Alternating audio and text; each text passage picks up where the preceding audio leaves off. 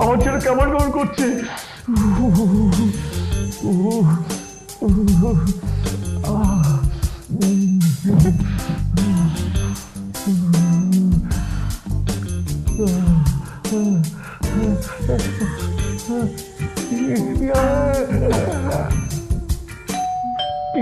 কে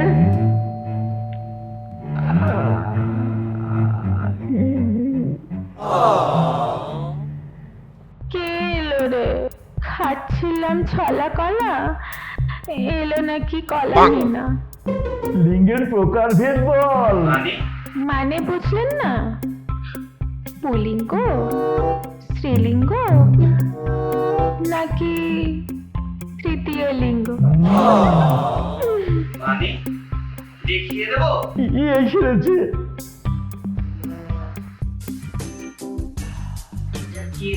এই কেলো করেছে। সুন্দরী, আমি লাচি না চাই। ওসব কথা ছাড়, এখন যে সমস্যার জন্য এসেছিস সেইটাই আগে বল। যে সমস্যা নিয়ে এসেছিলাম সেটা তো ভুলেই গেলাম। এখন যে নতুন সমস্যা তৈরি হলো, বশীকরণ বাবা। আরে বল বল, কাকে বশ করতে হবে?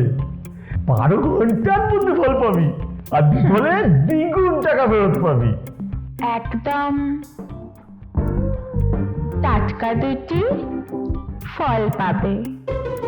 বশীকরণ বাবা, বশীকরণ বাবা, আমার এই মেয়েটিকেই বশ করতে হবে। তাতে যা টাকা লাগবে আমি দেব। কি কথা? হ্যাঁ গো, তোর ভালো হবে। এই তোর মাথায় হাত দিয়ে। থাক থাক থাক থাক থাক, এই তো সম্ভব নয়। তুই বরঞ্চ অন্য সমস্যার কথা বল। হ্যাঁ গো, আমার দ্বিতীয় গার্লফ্রেন্ড ছেড়ে চলে গেছে। হ্যাঁ? কাউকে পছন্দ করতে পারলাম না, তাই ভাবছি যে এবার কাউকে বশীকরণ করে বিয়ে করে আমাকে চেনা চিনতে না পারে। একদম ঠিক কথা। এখন একে দেখে তুমি সুন্দর।